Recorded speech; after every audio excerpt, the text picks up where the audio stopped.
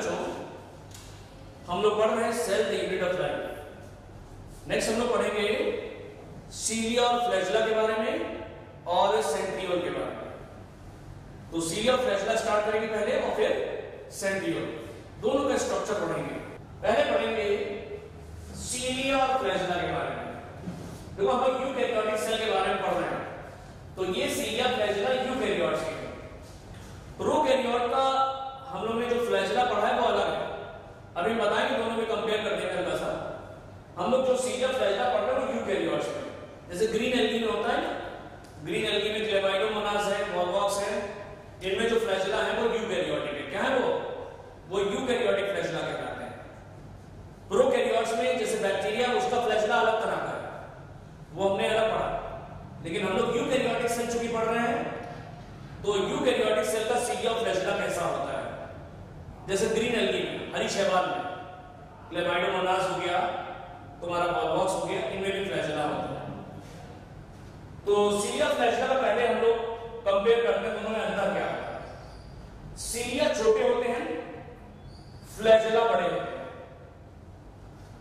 सीलिया मिल करके एक साथ काम करते हैं, जैसे पैरामीशियम के चारों तरफ सीलिया हैं, वो एक साथ चलते हैं, मेटाक्रोनस रिदम और सिंक्रोनस रिदम।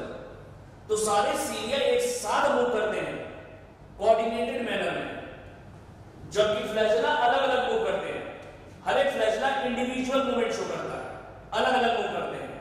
सारे सीलिया मिल करके एक साथ काम करते हैं कोऑर्डिनेटेड मैनर में मिल करके, जबकि फ्लैजेला इंडिविजुअल फंक्शन करते हैं। अलग अलग फ्लैजेला अलग अलग तरीके से फंक्शन करते हैं, अलग अलग अपना काम करते हैं। सीलिया शो करते हैं स्वीपिंग या पेंडुलर मूवमेंट लाइक ओर्स।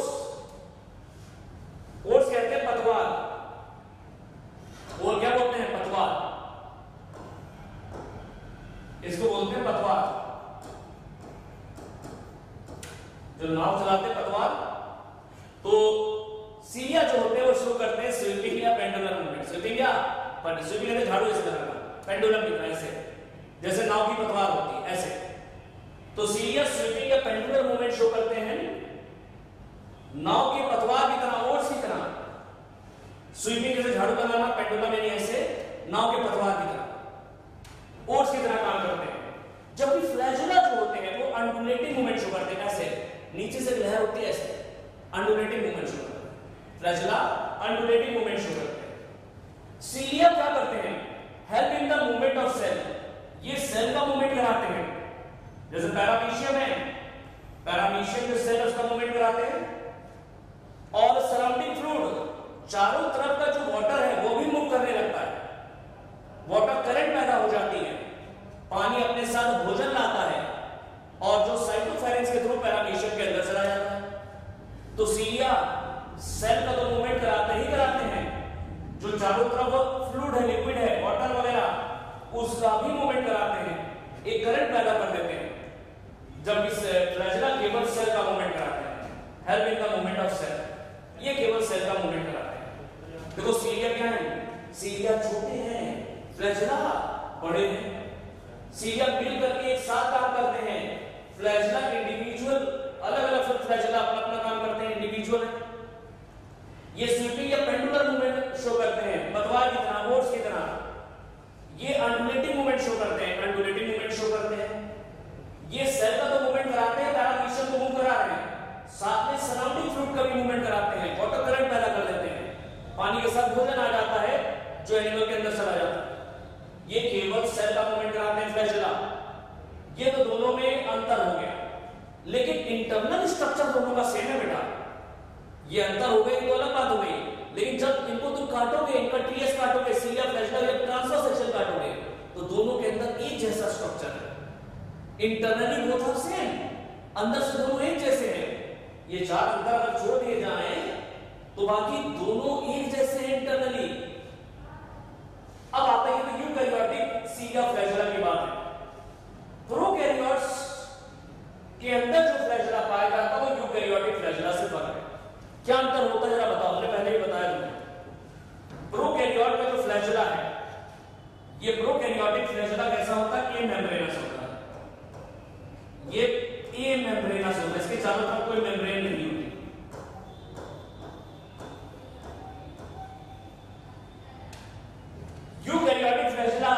बताएंगे तुम्हें, ये इसके चारों तरफ प्लाज्मा मेम्ब्रेन होती है, ये मेम्ब्रेनस होता है, ये बताएंगे तुम्हें, इनके चारों तरफ मेम्ब्रेन होती है, मेम्ब्रेनस। प्रोकैरियोट का जो फ्लैजेला है वो केवल एक धागे का बना होता है, सिंगल धागे, सिंगल हेलिकल स्ट्रैंड, ये केवल एक धागे का बना होता है, सिंगल हेलिकल स्ट्रैंड।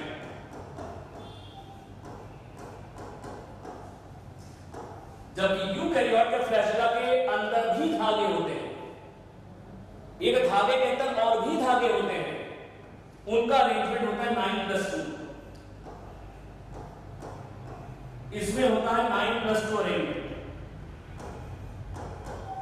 यानी फ्लैजेला के अंदर और भी पतले धागे होते हैं जो 9+2 मैनर में लगे रहते हैं, इनका अरेंजमेंट है 9+2, यहां ऐसा नहीं है।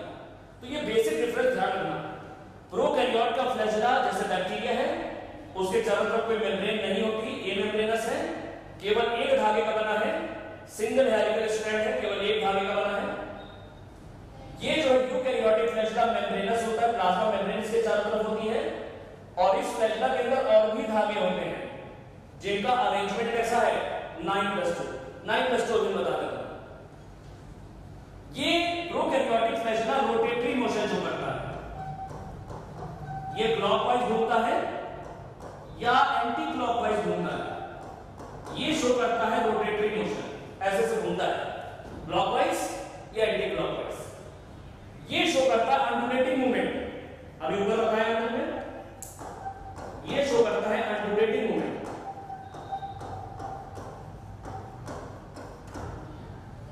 तो ध्यान रखना, हम लोग जो पढ़ रहे हैं वो यूकैरियोटिक सीरिया फ्लैजेला के बारे में पढ़ रहे हैं।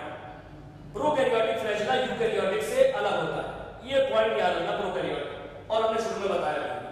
हम लोग पढ़ेंगे इसके बारे में। यूकैरियोटिक फ्लैजेला के चारों तरफ मेम्ब्रेन है, 9+2 अरेंजमेंट है, ये ध्यान रखना। तो आगे हम लोग देखते हैं यूकैरियोटिक फ्लैजेला के बारे में पढ़ते हैं। तो सीरिया फ्लैजेला बाहर से तो ये अंतर हमको दिखाई पड़ रहा है, ये चार, और ये कुछ फंक्शन में फर्क है, लेकिन इंटरनली जो है दोनों का स्ट्रक्चर सेम है।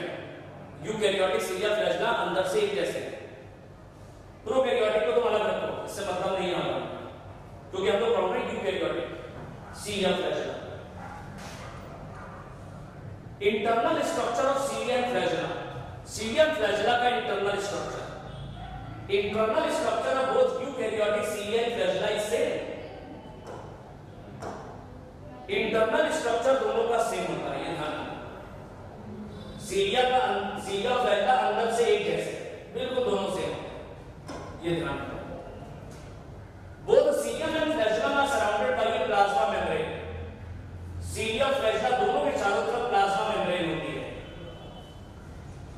यानी कि मेम्ब्रेन बाउंड स्ट्रक्चर है। कैसे ये मेम्ब्रेन से घिरे होते हैं, जबकि प्रोकैरियोटिक फ्लैजेला एमेम्ब्रेनस है। प्रोकैरियोटिक फ्लैजेला कैसा है, एमेम्ब्रेनस होता है। तो सीरिया फ्लैजेला का जो इंटरनल स्ट्रक्चर है वो बिल्कुल एक जैसा है, यूकैरियोटिक सीरिया फ्लैजेला का अंदर से स्ट्रक्चर एक जैसा है, दोनों के चारों तरफ प्लाज्मा मेम्ब्रेन है, यानी ये मेम्ब्रेन बाउंड है, मेम्ब्रेन से घिरे हुए स्ट्रक्चर है, जबकि प्रोकैरियोट का फ्लैजेला एमेम्ब्रेनस होता है। अब जो तुम्हारा सीरिया फ्लैजेला है यूकैरियोटिक, इसके चारों तरफ क्या है, इसके चारों तरफ मेम्ब्रेन, ये मत समझ लो प्लाज्मा मेम्ब्रेन, ये इसके चारों तरफ मेम्ब्रेन। ये सीरिया फ्लैजेला निकलते हैं जिस स्ट्रक्चर से, उसको कहते हैं बेसल बॉडी, ये है बेसल बॉडी। तो both arise from a centriole like structure known as basal body, चाहे सीरिया हो चाहे फ्लैजेला हो यूकैरियोट में, दोनों बेसल बॉडी से निकलते हैं, और बेसल बॉडी सेंट्रियोल जैसी होती है। अब इन सेंट्रियोल के बारे में बताएंगे। बेसल बॉडी कैसी दिखती है, सेंट्रियोल लाइक, सेंट्रियोल जैसी। तो चाहे वो सीरिया हो चाहे फ्लैजेला हो, दोनों बेसल बॉडी से निकलते हैं, और बेसल बॉडी कैसी है, सेंट्रियोल की जैसी होती है। चारों तरफ प्लाज्मा मेम्ब्रेन है, क्या है, प्लाज्मा मेम्ब्रेन। Plasma membrane. अंदर की तरफ एक मोटा धागा है, अंदर की तरफ इनमें एक मोटा धागा होता है, प्लाज्मा मेम्ब्रेन। यूकैरियोट का सीलिया फ्लैजेला घिरा होता है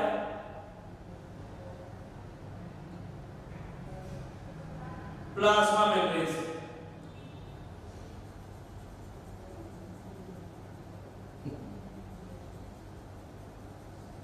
इनके अंदर एक मोटा धागा पाया जाता है,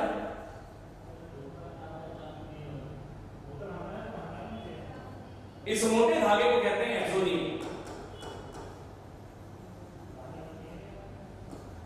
तो यूकैरियोट का सीलिया फ्लैजेला चारों तरफ से प्लाज्मा मेम्ब्रेन से घिरा हुआ है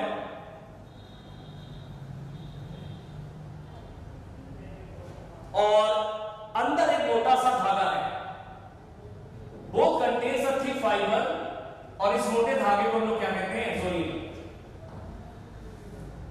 तो यूकैरियोट का जो फ्लैजेला है बेसल बॉडी से निकलता है, जो कि सेंट्रियोल के जैसी है, चारों तरफ से प्लाज्मा मेम्ब्रेन से घिरा हुआ है, अंदर एक मोटा धागा है, इस मोटे धागे को एक्सोनियम कहते हैं। इस मोटे धागे के अंदर 20 पतले धागे होते हैं, इस मोटे धागे के अंदर होते हैं 20 माइक्रोट्यूब्यूल्स, 20 पतले धागे। ये माइक्रोट्यूब्यूल्स है वही जो सेल का स्केलेटन बनाते हैं। ये जो माइक्रोट्यूब्यूल्स है इनका अरेंजमेंट कैसा है? 9+2 9+2 मैनर में अरेंज होते हैं।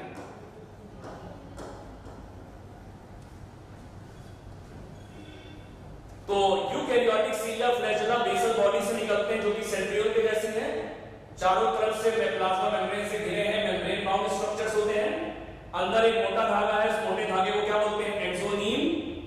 एक्सोनियम के अंदर कितने पतले धागे हैं? 20। ये पतले धागे एक्चुअल में माइक्रोट्यूब्यूल्स हैं। तो माइक्रोट्यूब्यूल्स कहां है? साइटोप्लाज्म में पड़े हैं, स्केलेटन बना रहे हैं, स्पिंडल फाइबर के अंदर मौजूद है, क्रोमोसोम का मूवमेंट करा रहे हैं, फ्लैजेला के अंदर भी है। कहां है? फ्लैजेला के अंदर भी माइक्रोट्यूब्यूल्स हैं। ये जो एक्सोनियम है इसके अंदर टोटल कितने माइक्रोट्यूब्यूल्स हैं? तुम कहोगे 20, और उनका अरेंजमेंट क्या है? 9+2। अभी हम बताते हैं इसके बारे में डिटेल में, बिल्कुल आसानी से समझ में आएगा। Each axoneme has 20 microtubules. हर एक मोटे धागे के अंदर कितने माइक्रोट्यूब्यूल्स हैं? 20 माइक्रोट्यूब्यूल्स, जो कि नॉन कॉन्ट्रैक्टाइल प्रोटीन ट्यूबुलिन के बने हैं। अभी हमने इससे पहले बताया है तुम्हें, जब साइटोस्केलेटन पढ़ाया, तो माइक्रोट्यूब्यूल्स बने होते हैं ट्यूबुलिन प्रोटीन के। तो हर एक एक्सोनियम के अंदर कितने माइक्रोट्यूब्यूल्स हैं? हर एक एक्सोनियम के अंदर 20 माइक्रोट्यूब्यूल हैं, जो कि नॉन कॉन्ट्रैक्टाइल प्रोटीन ट्यूबुलिन के बने हैं। ट्यूबुलिन प्रोटीन एक तरह की नॉन कॉन्ट्रैक्टाइल प्रोटीन, ठीक। These microtubules run parallel to the longitudinal axis of axonium। ये जो 20 माइक्रोट्यूब्यूल हैं, ये पूरी लंबाई में दौड़ते हैं। एक्सोनियम की जो लॉन्गिट्यूडिनल एक्सिस है, ये इसमें 20 दौड़ रहे हैं, ऐसे ऊपर की तरफ दौड़ रहे हैं। तो these microtubules run parallel to the longitudinal axis of axonium। ये एक्सोनियम की लॉन्गिट्यूडिनल एक्सिस है, ये वाली एक्सिस, ये नहीं, और ये वाली। ये जो 20 माइक्रोट्यूब्यूल इसके अंदर मौजूद है, ये वो पूरी लंबाई में दौड़ते हैं एक्सोनियम की, लॉन्गिट्यूडिनली ऊपर तक दौड़ रहे हैं। तो हर एक एक्सोनियम के अंदर 20 माइक्रोट्यूब्यूल है। ये जो माइक्रोट्यूब्यूल है एक्सोनियम की लॉन्गिट्यूडिनल एक्सिस में पूरी दौड़ रहे हैं ऊपर तक, नीचे से ऊपर तक दौड़ रहे हैं।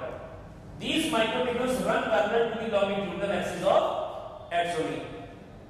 ये जो माइक्रोट्यूब्यूल्स है 20 किस तरीके से लगे रहते हैं, उसे हम कहते हैं 9+2 manner. These microtubules are arranged in 9+2 manner. फिर से देख लो, यूकैरियोट का सीलिया फ्लैजेला का इंटरनल स्ट्रक्चर एक जैसा है। अंतर हमने पिछले बता दिया, अंतर को छोड़ के अंदर से दोनों एक जैसे बने हैं। दोनों ही निकलते हैं बेसल बॉडी से, जो कि सेंट्रियोल के जैसी होती है। दोनों के चारों तरफ प्लाज्मा मेम्ब्रेन पाई जाती है, यानी ये मेम्ब्रेन बाउंड स्ट्रक्चर है, बेसल बॉडी से निकलते हैं। सीलिया फ्लैजेला के अंदर एक मोटा सा धागा पाया जाता है, इसको एक्सोनियम कहते हैं। इस एक्सोनियम के अंदर टोटल कितने धागे हैं पतले, बताओ? 20 पतले धागे, यानी 20 माइक्रोट्यूब्यूल हैं। ये पूरे एक्सोनियम की लंबाई में ऊपर तक दौड़ते हैं, ठीक है। और एक और ध्यान रखना, हर एक माइक्रोट्यूब्यूल में कितने प्रोटोफिलामेंट होते हैं? साइटोस्केलेटन में बताया 13 होते हैं, शायद याद कर लेना, तुम्हें याद है। तो 20 माइक्रोट्यूब्यूल होते हैं जो एक्सोनियम की लॉन्गिट्यूडिनल एक्सिस में पूरे लंबाई में दौड़ते हैं, 20 होते हैं। माइक्रोट्यूब्यूल्स जो होते हैं 20, ये कैसे लगे रहते हैं, ये एक्सोनियम के अंदर कैसे लगे हैं 20 माइक्रोट्यूब्यूल? वो तरीका है 9+2, वो अरेंजमेंट कहलाता है 9+2। अभी हम तुमको 9+2 पूरा कायदे से समझाते हैं, फिर इसके बारे में पढ़ लेंगे। तो ये ध्यान रखना, 3-4 बातें। यूकैरियोटिक सीलिया फ्लैजिला का इंटरनल स्ट्रक्चर सेम है, प्लाज्मा मेम्ब्रेन से घिरे मेम्ब्रेन बाउंड स्ट्रक्चर है, और बेसल बॉडी से निकलते हैं एक मोटा धागा, इसमें 20 पतले माइक्रोट्यूब्यूल्स हैं जिनका अरेंजमेंट है 9+2।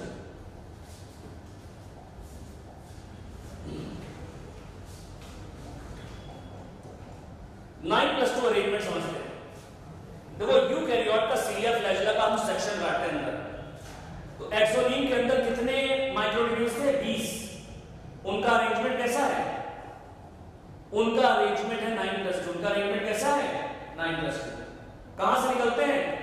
सीलिया हो चाहे फ्लैजिला हो, निकलते हैं बेसल बॉडी से। किससे घिरे हुए हैं? ये घिरे हैं प्लाज्मा मेम्ब्रेन से। किससे घिरे हैं? ये प्लाज्मा मेम्ब्रेन से घिरे हैं। अंदर एक मोटा धागा है, इस मोटे धागे को हमने क्या कहा था? इस मोटे धागे को हम कहते हैं एक्सोनियम। क्या होते हैं? एक्सोनियम। ये तो प्लाज्मा मेम्ब्रेन हो गई, ये प्लाज्मा मेम्ब्रेन, ये एक्सोनियम। एक्सोनियम के अंदर कितने माइक्रोट्यूब्यूल हैं? 20 माइक्रोट्यूब्यूल्स होते हैं जो कैसे लगे हुए हैं? 9+2 मैनर में। कैसे लगे हैं? इनका अरेंजमेंट है 9+2। हम ये बताते हैं 9+2, और जहां से निकलते हैं वो basal body. Basal body centriole के जैसी होती है। अब करते क्या है कि इसका स्ट्रक्चर हमको देखना है यूकैरियोटिक सीलिया फ्लैजिला, तो हम इसका टीएस काटते हैं, ट्रांसवर्स सेक्शन। इसका हम टीएस काटते हैं, अनुप्रस्थ काट। तो हमको क्या दिखाई पड़ता है, जरा देखते हैं। जब इनका टीएस काटते हैं तो सबसे बाहर का ऑरेंज वाला ये प्लाज्मा मेम्ब्रेन है, ये हमको दिखाई पड़ती है क्योंकि मेम्ब्रेन बाउंड स्ट्रक्चर है। कैसा है ये? तो सबसे बाहर हमको मेम्ब्रेन दिखाई पड़ती है। अंदर एक मोटा सा धागा एक्सोनियम, इसके अंदर 20 माइक्रोट्यूब्यूल है जिनका अरेंजमेंट है 9+2। अब 9+2 क्या होता है, जरा देखना। 9+2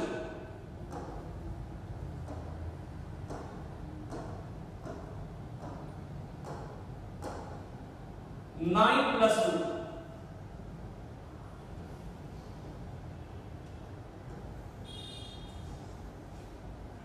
9+2 बना।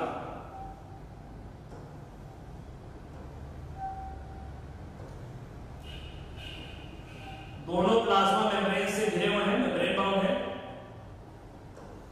और कैसा अरेंजमेंट है? 9+2 है। ये है 9, 1 2 3 4 5 6 7 8 9। 9 ये 9 है क्या? 9 पेरिफेरल डबलेट्स है। ये है 9 पेरिफेरल डबलेट्स।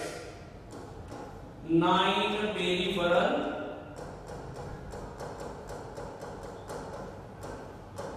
डबलेट्स।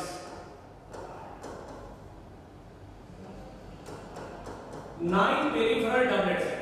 डबलेट्स का मतलब 2 माइक्रोट्यूब्यूल है। कितने टोटल? 9 है। परिधि पर है 9 पेरिफेरल डबलेट्स। लेकिन एक चीज और ध्यान रखना, सबसे बाहर क्या है ये तो ध्यान रखना, प्लाज्मा मेम्ब्रेन है। सबसे बाहर होती है प्लाज्मा मेम्ब्रेन, जो ऑरेंज से बनी है, तो ये मेम्ब्रेन बाउंड होते हैं। सबसे बाहर इनके प्लाज्मा मेम्ब्रेन है, जबकि प्रोकैरियोट का ये मेम्ब्रेनस होता है। ये 9 का मतलब होता है 9 पेरिफेरल डबलेट्स। ये 9 पेरिफेरल परिधि पर है। एक पेरिफेरल डबलेट के अंदर 2 माइक्रोट्यूब्यूल है। एक पेरिफेरल डबलेट के अंदर कितने माइक्रोट्यूब्यूल है? 2। एक ए कहलाता है और एक बी। एक ए है और एक बी। ए है और बी। हर एक पेरिफेरल डबलेट में कितने माइक्रोट्यूब्यूल है? हर एक पेरिफेरल डबलेट में 2 माइक्रोट्यूब्यूल हैं, ए और बी। हर एक पेरिफेरल डबलेट में 2 माइक्रोट्यूब्यूल हैं, ए और बी। हर एक पेरिफेरल डबलेट में कितने माइक्रोट्यूब्यूल हैं, ए और B. Each peripheral doublet has 2 microtubules A and B। ये जो पेरिफेरल डबलेट्स होती हैं वो आपस में जुड़ी रहती हैं, ऐसे जुड़ी है। B जो है वो A से जुड़ता है, B जो है वो A से जुड़ता है। B किससे जुड़ रहा है? B A से जुड़ रहा है। B A से जुड़ता है, B A से। ये B A से जुड़ा है, B A से जुड़ रहा है, B A से। इनको हम कहते हैं BA लिंकर्स। ये जो बी ए से जुड़ रहा है ये कहलाते हैं बी ए लिंकर्स। ये कहलाते हैं बी ए लिंकर्स। और ये नेक्सिन प्रोटीन के बने होते हैं। ये जो बी ए लिंकर्स हैं ये नेक्सिन प्रोटीन के बने होते हैं, नेक्सिन प्रोटीन। तो 9 पेरिफेरल डबलेट्स हैं, हर एक डबलेट में 2 माइक्रोट्यूब्यूल है, ए और बी। ये जो पेरिफेरल डबलेट्स होती हैं 9 आपस में जुड़ी रहती हैं कौन से लिंकर्स के द्वारा? तुम कहोगे बीए लिंकर्स। बीए लिंकर्स कौन सी प्रोटीन के बने हैं? बीए लिंकर्स बने होते हैं नेक्सिन प्रोटीन के। किसके हैं ये नेक्सिन प्रोटीन के बने होते हैं। अब जरा देखना, ये तो हो गई 9 पेरिफेरल डबलेट्स हो गए। सेंटर में 2 सिंगलेट्स होते हैं, सेंटर में 2 माइक्रोट्यूब्यूल होते हैं। यहां पे डबलेट है, दो एक साथ है, लेकिन सेंटर में 2 माइक्रोट्यूब्यूल होते हैं, तो इनको हम कहते हैं 2 सेंट्रल सिंगलेट्स। ये है 2 सेंट्रल सिंगलेट्स। बीच में 2 माइक्रोट्यूब्यूल होते हैं, इनको कहा जाता है 2 सेंट्रल सिंगलेट्स।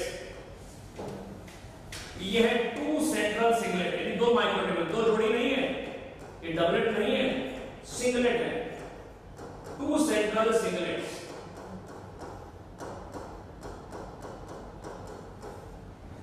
तो पेरिफेरी पर है 9 पेरिफेरल डबलेट्स और सेंटर में है 2 सेंट्रल सिंगलेट। एक पेरिफेरल डबलेट में 2 माइक्रोट्यूब्यूल है, तो 9 में कितने हो गए? 9 × 2 18, 18। तो 18 माइक्रोट्यूब्यूल तो ये हो गए, और 19 और 20 तो ये है 20।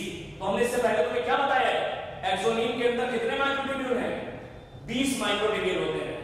और ये पूरा मोटा धागा तैयार हो गया, ये एक्सोनीम है। क्या ये एक्सोनीम। तो इस एक्सोनीम के अंदर 9 पेरिफेरल डबलेट्स हैं और 2 सेंट्रल सिंगलेट हैं। टोटल कितने माइक्रोट्यूब्यूल्स हो गए? किनारे हो गए 18 और बीच में 2, तो ये हो गया 20 माइक्रोट्यूब्यूल। 9 का मतलब होता है 9 पेरिफेरल डबलेट्स और 2 का मतलब होता है 2 सेंट्रल सिंगलेट। ये जो सेंट्रल सिंगलेट्स होती है ये आपस में जुड़ी रहती है। ये सेंट्रल सिंगलेट आपस में जुड़ी रहती है ब्रिजेस के द्वारा। एनसीईआरटी साहब लिखता है ये ब्रिजेस के द्वारा। सारी चीजें प्रोटीन की बनी है, ध्यान रखना। इनमें ब्रिज होते हैं, ब्रिजेस होते हैं। ये ब्रिज है, इसके द्वारा ये जुड़ी है। तो तुमने देखा 2 सेंट्रल सिंगलेट आपस में जुड़ी है ब्रिजेस के द्वारा, ये ब्रिजेस है। ये जो सेंट्रल सिंगलेट्स हैं ये चारों तरफ से घिरी रहती है। सेंट्रल सिंगलेट चारों तरफ से घिरी रहती है। सेंट्रल सिंगलेट चारों तरफ से घिरी रहती है।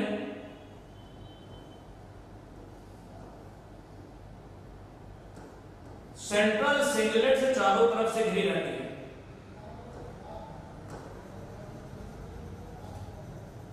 प्रोटीन की शीट के द्वारा। इस प्रोटीन की शीट को हम लोग कहते हैं सेंट्रल प्रोटीनेशियस शीट। इसको हम लोग बोलते हैं सेंट्रल प्रोटीनेशियस शीट।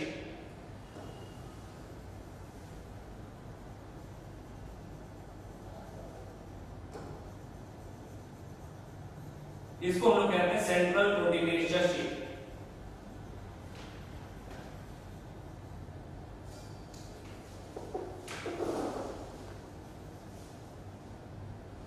ये जो सेंट्रल सिंगलेट है ये घिरी रहती है सेंट्रल प्रोटीनेशियस शीट के द्वारा। Central proteinaceous sheet.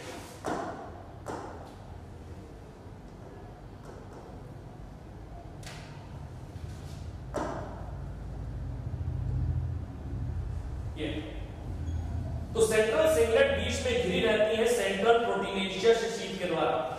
तो ये है central proteinaceous sheath, central proteinaceous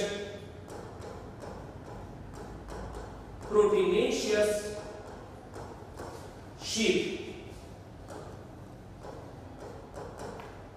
इसके द्वारा घिरी। फिर से देखो, जब सीलिया फ्लैजेला का हम सेक्शन काटते हैं तो सबसे बाहर हमको दिखाई पड़ती है प्लाज्मा मेम्ब्रेन, यानी मेम्ब्रेन बाउंड स्ट्रक्चर्स हैं। जब यूकैरियोट्स में प्रोकैरियोट्स में प्लाज्मा मेम्ब्रेन नहीं होती, प्रोकैरियोटिक फ्लैजेला में। यूकैरियोट का फ्लैजेला के चारों तरफ एक प्लाज्मा मेम्ब्रेन यानी मेम्ब्रेन बाउंड स्ट्रक्चर है।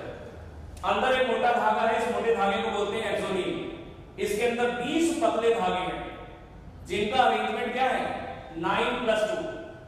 9 का मतलब होता है 9 पेरिफेरल डबलेट्स और 2 का मतलब होता है 2 सेंट्रल सिंगलेट, 2 सेंट्रल सिंगलेट। हर एक पेरिफेरल डबलेट में 2 माइक्रोट्यूब्यूल हैं, ए और बी। ये जो पेरिफेरल डबलेट्स हैं वो आपस में जुड़ी हैं कौन से लिंकर्स के द्वारा? तुम कहोगे बी ए लिंकर्स। बी ए से जुड़ा है, बी किससे जुड़ा है? ए से। बी किससे जुड़ा है? ए से। बी ए से। ये बी ए लिंकर्स कौन सी प्रोटीन के बने हैं? ये बी ए लिंकर्स बने होते हैं नेक्सिन प्रोटीन के। कौन सी प्रोटीन के? नेक्सिन प्रोटीन के बने हैं। जो सेंट्रल सिंगलेट है वो आपस में जुड़ी रहती है ब्रिजेस के द्वारा, ब्रिज के द्वारा। ये सेंट्रल सिंगलेट आपस में जुड़ी ब्रिज के द्वारा।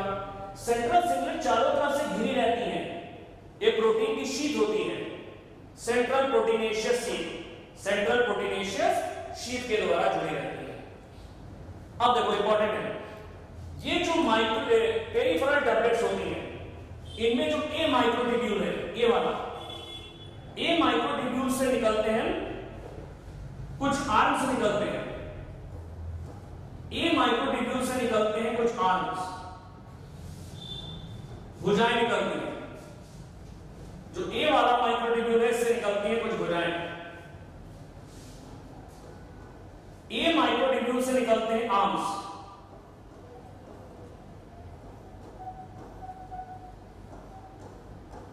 इन आर्म्स को कहते हैं डाइनिन आर्म्स। इन आर्म्स को कहते हैं डाइनिन आर्म्स। डाइनिन आर्म्स जो होते हैं ये डाइनिन प्रोटीन के बने होते हैं। किसके बने हैं? डाइनिन आर्म बने होते हैं डाइनिन प्रोटीन के। ये डाइनिन प्रोटीन के बने होते हैं। डाइनिन आर्म बने होते हैं डाइनिन प्रोटीन। डाइनिन प्रोटीन में एटीपेज एक्टिविटी पाई जाती है, यानी इनमें एंजाइम होता है एटीपेज।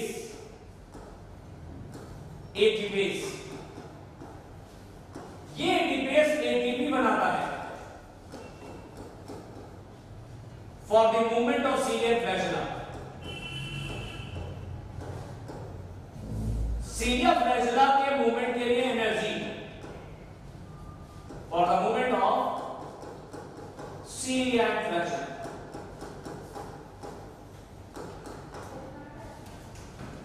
फिर से देखो, जो माइक्रोट्यूब्यूल ए है इससे कुछ आर्म्स निकलते हैं। इन आर्म्स को हम लोग कहते हैं डाइनिन आर्म्स। डाइनिन आर्म्स बने होते हैं डाइनिन प्रोटीन के। डाइनिन प्रोटीन के अंदर एटीपेज एंजाइम पाया जाता है जो सीलिया फ्लैजेला के मूवमेंट के लिए एटीपी यानी एनर्जी बनाता है। ध्यान रखना, ये जो माइक्रोट्यूब्यूल ए है, ये जो माइक्रोट्यूब्यूल है ये सेंट्रल प्रोटीनेशियस शीट से भी जुड़ा रहता है। ये जो माइक्रोट्यूब्यूल ए है ये सेंट्रल प्रोटीनेशियस शीट से भी जुड़ा रहता है। 1 2 3 4 5 6 7 8 9 ये जो साइकिल की तीलियां जैसी दिख रही है इनको बोलते हैं रेडियल स्पोक। तो 9 रेडियल स्पोक्स होती है। क्या है? 9 radial spokes. 9 radial spokes.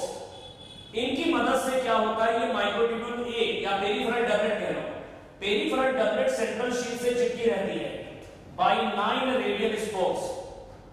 Spokes कहते हैं तीलियां जैसे साइकिल में होती है। फिर से देखो, पूरा फिर से बता रहे हैं, ये पूरा स्ट्रक्चर है। जब यूकैरियोटिक सीलिया फ्लैजेला का ट्रांसवर्स सेक्शन काटते हैं तो उनको ऐसा दिखाई पड़ता है। दोनों का इंटरनल स्ट्रक्चर सेम है। है, चाहे वो सीलिया हो चाहे फ्लैजेला। प्लाज्मा मेम्ब्रेन से घिरे रहते हैं, तो ये मेम्ब्रेन बाउंड स्ट्रक्चर्स हैं। अंदर एक मोटा धागा पाया जाता है, उसको कहते हैं एक्सोनिम। इसके अंदर 20 माइक्रोट्यूब्यूल है, 2 2 4 2 6 2 8 2 10 2 12 2 14 2 16 2 18 2 20। ये जो 20 माइक्रोट्यूब्यूल है एक्सोनिम के अंदर, इस मोटे धागे के अंदर, उनका अरेंजमेंट कैसा है? 9+2 अरेंजमेंट है। 9 का मतलब होता है 9 पेरिफेरल डबलेट्स, और 2 का मतलब क्या होता है? 2 का मतलब होता है 2 सेंट्रल सिंगलेट्स। तो इसको बोलते हैं 9+2। ये क्या कहलाता है? ये अरेंजमेंट कहलाता है 9+2 अरेंजमेंट। 9 का मतलब 9 पेरिफेरल डबलेट्स, और 2 का मतलब होता है 2 सेंट्रल सिंगलेट्स। ये जो पेरिफेरल डबलेट्स है, इसमें 2 माइक्रोट्यूब्यूल होते हैं, ए और बी। ये जो पेरिफेरल डबलेट्स है आपस में जुड़ी रहती हैं। बी ए से जुड़ता है, बी ए से, बी ए लिंकर्स होते हैं, जो कौन सी प्रोटीन के बने हैं? नेक्सिन प्रोटीन के बने होते हैं। जो सेंट्रल सिग्नेट है वो भी आपस में जुड़ी हुई है ब्रिज के द्वारा। सेंट्रल सिग्नेट चारों तरफ से घिरी रहती है सेंट्रल प्रोटीनेशियस शीट से। जो माइक्रोट्यूब्यूल ए है, या कह लो पेरिफेरल डबलेट है, इससे कुछ भुजाएं निकलती, आर्म्स या अपेंडेजेस निकलते हैं। इन आर्म्स को कहते हैं डाइनिन आर्म्स। डाइनिन आर्म्स बने होते हैं डाइनिन प्रोटीन के। डाइनिन प्रोटीन में एटीपीज एंजाइम पाया जाता है, जो एटीपी बनाता है, जो सीलिया फ्लैजेला का मूवमेंट कराने में मदद करता है, एनर्जी प्रोवाइड करता है। ये जो मसल कॉन्ट्रैक्शन हम लोग पढ़ेंगे आगे ह्यूमन फिजियोलॉजी में, तो वहां पर मायोसिन प्रोटीन पढ़ेंगे। तो मायोसिन प्रोटीन में भी एटीपीज एंजाइम होता है।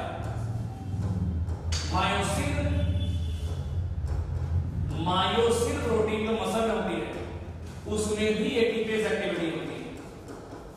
एटीपीज एंजाइम होता है, एटीपीज एक्टिविटी होती है, ये ध्यान रखना। तो डाइनिन में एटीपीज एक्टिविटी है और मायोसिन में भी एटीपीज एक्टिविटी होती है, ये आगे पढ़ेंगे। ये जो सेंट्रल प्रोटीनेशियस शीट है, ये पेरिफेरल डबलेट से जुड़ी हुई है। कितनी तीलियां हैं, कितनी स्पोक्स हैं? 9 रेडियल स्पोक्स। कितनी है? 9 रेडियल स्पोक्स होती है। तो ये कायदे से देख लेना, स्क्रीनशॉट वगैरह लेना चाहो ले सकते हो। तो यूकैरियोटिक सीलिया फ्लैजेला अंदर से ऐसे दिखाई पड़ते हैं जब इसका सेक्शन का। आगे एक चीज पढ़ लेते हैं, थ्योरी में क्या लिखा है। थ्योरी में देखो क्या लिखा है, इसको हम लोग पढ़ लेते हैं। Internal structure of cilia and flagella हम लोग यहां से देखते हैं। Both arise from a centriole like structure known as basal body. Cilia flagella basal body से निकलते हैं। Both contain a thick fibre known as axoneme. दोनों के अंदर एक मोटा धागा है एक्सोनिम। हर एक्सोनिम के अंदर कितने माइक्रोट्यूब्यूल है? 20 माइक्रोट्यूब्यूल ट्यूबुलिन प्रोटीन के बने हैं, ठीक, या माइक्रोट्यूब्यूल्स के बने हैं कह सकते हो। तो हर एक एक्सोनिम के अंदर 20 माइक्रोट्यूब्यूल है, ट्यूबुलिन प्रोटीन के बने हैं। माइक्रोट्यूब्यूल एक्सोनिम की पूरी लंबाई में दौड़ते हैं, run parallel to the longitudinal axis. ये जो माइक्रोट्यूब्यूल है 20 कैसे अरेंज है? 9+2 मैनर में। कैसे है? 9+2। 9+2 जरा समझना। 9+2 अरेंजमेंट क्या है? 9 पेरिफेरल डबलेट्स हैं। हमने क्या बताया था? 9 पेरिफेरल डबलेट्स हैं। हर एक डबलेट में कितने माइक्रोट्यूब्यूल हैं? 2। कौन कौन से थे? हर एक डबलेट में 2 माइक्रोट्यूब्यूल थे, ए एंड डी। सेंटर में 2 सेंट्रल सिग्नेट थे। Each peripheral doublet has 2 microtubule. हर एक पेरिफेरल डबलेट में 2 माइक्रोट्यूब्यूल हैं, ए और बी। ये जो पेरिफेरल डबलेट्स हैं आपस में कैसे लगी हुई है, जुड़ी हुई है? हमने कहा बी ए से जुड़ा होता है। कौन से लिंकर हैं? B A linker. कौन सी प्रोटीन के बने हैं? नेक्सिन प्रोटीन के। Several arms arise from microtubule A. Microtubule A से बहुत सारी भुजाएं निकलती हैं, आर्म्स। इन आर्म्स को कहते हैं डाइनिन आर्म्स। क्या बोलते हैं? डाइनिन आर्म्स कहते हैं। डाइनिन आर्म्स जो होते हैं ये डाइनिन प्रोटीन के बने हैं। डाइनिन आर्म्स कौन सी प्रोटीन के बने हैं? डाइनिन प्रोटीन के बने हैं। डाइनिन प्रोटीन में कौन सा एंजाइम होता है? एटीपीज एंजाइम होता है, which provide ATP और एनर्जी। जो एटीपी या एनर्जी प्रोवाइड करता है for the movement of cilia flagella. Cilia flagella के मूवमेंट के लिए एनर्जी प्रोवाइड करता है। तो फिर से देखो 9 पेरिफेरल डबलेट्स हैं, 2 सेंट्रल सिंगलेट, इसे बोलते हैं 9+2। हर एक पेरिफेरल डबलेट में कितने माइक्रोट्यूब्यूल्स हैं? ए और बी, 2। ये पेरिफेरल डबलेट्स आपस में कौन से लिंकर के द्वारा अटैच्ड हैं? बी ए लिंकर्स। बी ए लिंकर्स कौन सी प्रोटीन के बने हैं? नेक्सिन प्रोटीन के। माइक्रोट्यूब्यूल ए से बहुत सारे आर्म्स निकलते हैं, इनको बोलते हैं डायनीन। डायनीन डायनीन प्रोटीन के बने हैं। डायनीन प्रोटीन में एटीपीज एंजाइम होता है जो एटीपी एनर्जी बनाता है सीलिया और फ्लैगेला के मूवमेंट के लिए।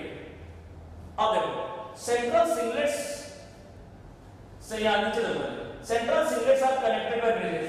सेंट्रल सिंगलेट भी आपस में जुड़ी रहती है, बीच वाली सेंट्रल सिंगलेट के बीच में किससे जुड़ी है? ब्रिजेस के द्वारा, ब्रिजेस के द्वारा जुड़ी रहती है। Central singlets are surrounded by central proteinaceous sheath. Central singlet किससे घिरी हुई है? सेंट्रल प्रोटीनेशियस शीट से घिरी है। सेंट्रल सिंगलेट घिरी रहती है सेंट्रल प्रोटीनेशियस शीट, और central proteinaceous sheet peripheral doublet से जुड़ी रहती है। कितने स्पोक्स होती हैं? 9 रेडियल स्पोक्स। 9 रेडियल स्पोक्स होती हैं जिनकी मदद से ये सेंट्रल शीट पेरिफेरल डबलेट से जुड़ी रहती है। पेरिफेरल डबलेट से जुड़ी रहती है 9 रेडियल स्पोक्स। देख लेना, ये पूरा हो गया। तो ये कायदे से देख डालना। सवाल क्या क्या आते हैं? यूकैरियोटिक सीलिया फ्लैगेला के चारों तरफ प्लाज्मा मेम्ब्रेन होती है। मेम्ब्रेन बाउंड स्ट्रक्चर है, कौन सा अरेंजमेंट है? 9+2। टोटल कितने माइक्रोट्यूब्यूल्स हैं? 20। 20 में 9 पेरिफेरल डबलेट्स हैं, 2 सेंट्रल सिंगलेट हैं। हर एक पेरिफेरल डबलेट में 2 माइक्रोट्यूब्यूल है ए और बी, जो आपस में कौन से लिंकर के द्वारा जुड़े हैं? बी ए लिंकर्स। कौन सी प्रोटीन के बने हैं? Nexin protein. सेंट्रल सिंगलेट की ब्रिजेस के द्वारा जुड़ी रहती है। ये माइक्रोट्यूब्यूल से निकलते हैं डायनीन। डायनीन में डायनीन प्रोटीन के बने होते हैं। डायनीन प्रोटीन में एटीपीज एक्टिविटी है जो सीलिया फ्लैगेला के लिए एटीपी बनाती है। जो सेंट्रल सिंगलेट है चारों तरफ से घिरे रहते हैं सेंट्रल शीट से। सेंट्रल शीट पेरिफेरल डबलेट से अटैच रहती बाय 9 रेडियल स्पोक्स। ये ध्यान रखना। नेक्स्ट आगे देखते हैं। आगे है सेंट्रोसोम और सेंट्रियोल। देखो दोनों को एक साथ पढ़ना जरूरी है क्योंकि सेंट्रियोल और सेंट्रियोल और फ्लैगेला का कंपैरिजन होता है, कंपेयर करेंगे। ध्यान रखना, सेंट्रोसोम और सेंट्रियोल। सीलिया फ्लैगेला हो गया, सेंट्रोसोम और सेंट्रियोल देखेंगे। सेंट्रोसोम और सेंट्रियोल देखेंगे। ठीक, term centrosome was given by Theodor Boveri. Term centrosome दिया था थियोडर मावेरी। टर्म सेंट्रोसोम किसने दिया था? टर्म सेंट्रोसोम दिया था थियोडर मावेरी। सेंट्रो का मतलब सेंटर, सोम का मतलब सोमा, बॉडी। ऐसी बॉडी जो सेंटर में पाई जाती है। ये एनिमल सेल में सेंटर में होती, बाद में मूव करके पोल की तरफ जाती है, तो ये सेंट्रोसोम कहलाती है। सेंट्रोसोम और सेंट्रियोल में अंतर होता है। क्या अंतर होता है यार? देखो सेंट्रोसोम एक ऑर्गेनेल है, सेंट्रियोल ऑर्गेनेल नहीं है। कह रहा है centrosome is an organelle. Centrosome एक अंगिका है, ऑर्गेनेल है, which contains a pair of cylindrical fiber like centriole। Centrosome एक ऑर्गेनेल है जिसके अंदर एक जोड़ी बेलनाकार फाइबर जैसी, धागे जैसी सेंट्रियोल पाई जाती है। तो सेंट्रोसोम के अंदर पाई जाती है सेंट्रियोल। सेंट्रोसोम एक ऑर्गेनेल है, अंगिका है, जिसके अंदर एक जोड़ी सेंट्रियोल पाई जाती है जो कैसी है? बेलनाकार है, सिलेंड्रिकल है और फाइबर जैसी है। अब ये बनाते हैं, ये है सेंट्रियोल। कैसी है? बेलनाकार। ये हमेशा एक साथ 2 सेंट्रियोल पाई जाती है जोड़े में। ये सेंट्रियोल बेलनाकार है ये, और धागे जैसी, कैसी है? फाइबर जैसी, हमेशा एक जोड़ी में पाई जाती है, पेयर में होती है। सेंट्रियोल का जो जोड़ा है ये सेंट्रियोल पेयर है, बेलनाकार है, सिलेंड्रिकल है और धागे जैसी है। ये सेंट्रियोल पेयर है, ये सेंट्रियोल पेयर, ये सेंट्रियोल का जोड़ा है। सेंट्रियोल का जोड़ा चारों तरफ से एक प्रोटोप्लाज्म से घिरा रहता है, स्पेसिफिक। ये स्पेसिफिक प्रोटोप्लाज्म से घिरा रहता है। इस प्रोटोप्लाज्म को हम लोग कहते हैं काइनोप्लाज्म। इसको कहा जाता है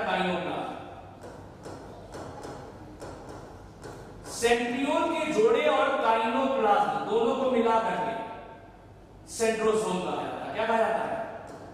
सेंट्रोसोम।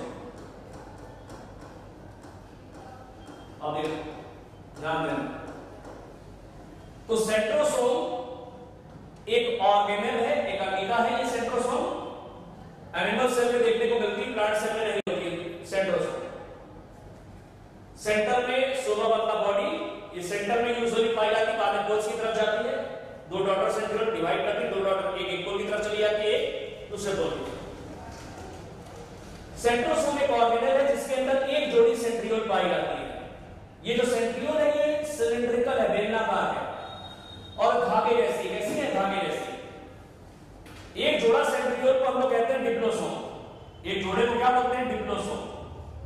सेंट्रियोल का जो जोड़ा है ये विशेष प्रकार के साइटोप्लाज्म से घिरा रहता है, इसे काइनोप्लाज्म कहते हैं।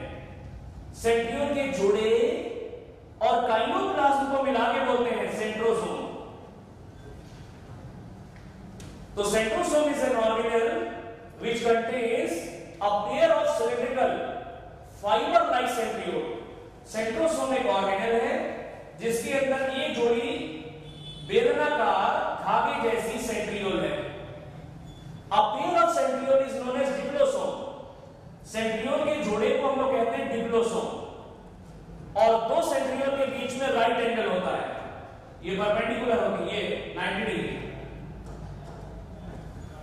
Two centrioles lie at right angle perpendicular to each other। दो सेंट्रियोल के बीच में 90 डिग्री का एंगल होता है। अब centrioles are surrounded by a special cytoplasm known as kinoplasm. ये जो सेंट्रियोल का जोड़ा है ये विशेष प्रकार के साइटोप्लाज्म से घिरा रहता है जिसे काइनोप्लाज्म कहते हैं। क्या बोलते हैं? काइनोप्लाज्म। सेंट्रियोल के जोड़े और काइनोप्लाज्म को मिलाकर के कहते हैं सेंट्रियोल का जोड़ा और काइनोप्लाज्म को मिला के कहा जाता है सेंट्रोसोम। इस पूरे को देख लेते हैं। टर्म सेंट्रोसोम थियोडर बावेरी ने दिया था। सेंट्रोसोम एक ऑर्गेनेल है जिसके अंदर एक जोड़ी वन पेयर सिलिंड्रिकल बेलनाकार धागे जैसी सेंट्रियोल पाई जाती है। सेंट्रियोल के जोड़े को डिप्लोसोम कहते हैं। दो सेंट्रियोल के बीच में राइट एंगल 90 डिग्री का एंगल होता है। सेंट्रियोल के चारों तरफ एक विशेष प्रकार का साइटोप्लाज्म है जिसे काइनोप्लाज्म कहते हैं। सेंट्रियोल के जोड़े और काइनोप्लाज्म को मिला के कहा जाता है सेंट्रोसोम। क्या कहा जाता है? सेंट्रोसोम। ये जो सेंट्रोसोम है, एक चीज ध्यान रखना, एनसीईआरटी में दिया है, चारों तरफ से घिरी रहती कुछ एमॉर्फस मटेरियल से। एमॉर्फस मटेरियल वो होता है जो क्रिस्टल नहीं बनाते। सेंट्रियोल और सेंट्रोसोम चारों तरफ से घिरे रहते हैं कुछ एमॉर्फस मटेरियल से। इस एमॉर्फस मटेरियल को हम लोग कहते हैं पेरी सेंट्रियोलर सैटेलाइट्स। इनको बोलते हैं पेरी सेंट्रियोलर सैटेलाइट्स। सेंट्रोसोम चारों तरफ से घिरी रहती है कुछ एमॉर्फस मटेरियल से। एमॉर्फस मटेरियल है भंगुर। सेंट्रोसोम चारों तरफ से घिरी रहती है कुछ एमॉर्फस मटेरियल से। उस एमॉर्फस मटेरियल को कहते हैं पेरी सेंट्रियोलर सैटेलाइट। ये जो पेरी सेंट्रियोलर सैटेलाइट्स होते हैं इनको मेस्यूज भी कहते हैं, आगे बताते हैं। ये जो पेरी सेंट्रियोलर सैटेलाइट्स होते हैं यही सेंट्रियोल का डुप्लीकेशन कराते हैं। ये सेंट्रियोल का रेप्लिकेशन या डुप्लीकेशन कराते हैं, यही रेप्लिकेशन कराते हैं, रेप्लिकेशन ऑफ सेंट्रियोल। एक से दो सेंट्रियोल बनाते हैं, ये रेप्लिकेशन कराते हैं सेंट्रियोल का। इन एस फेज, सेल डिवीजन की एस फेज। एस फेज कहां देखने को मिलती है? इंटरफेज में। ये सब हम लोग सेल डिवीजन में पढ़ेंगे। इंटरफेज सेल डिवीजन की एक अवस्था है। इंटरफेज की एस फेज में ये जो पेरी सेंट्रियोलर सैटेलाइट है ये एक जोड़ी सेंट्रियोल से दो जोड़ी सेंट्रियोल बना देते हैं, यानी ये सेंट्रियोल का रेप्लिकेशन कराते हैं। तो सेंट्रियोल का रेप्लिकेशन कराते हैं कुछ एमॉर्फस मटेरियल जिन्हें हम बोलते हैं पेरीसेंट्रियोलर सैटेलाइट्स। ये सेंट्रियोल के जोड़े को एक जोड़े से दो जोड़ा बनाते हैं। कब बनाते हैं? इंटरफेस की एस फेज में। इंटरफेस की एस, इसी में ही डीएनए का रेप्लिकेशन भी होता है। एस फेज में ही डीएनए का रेप्लिकेशन भी होता है।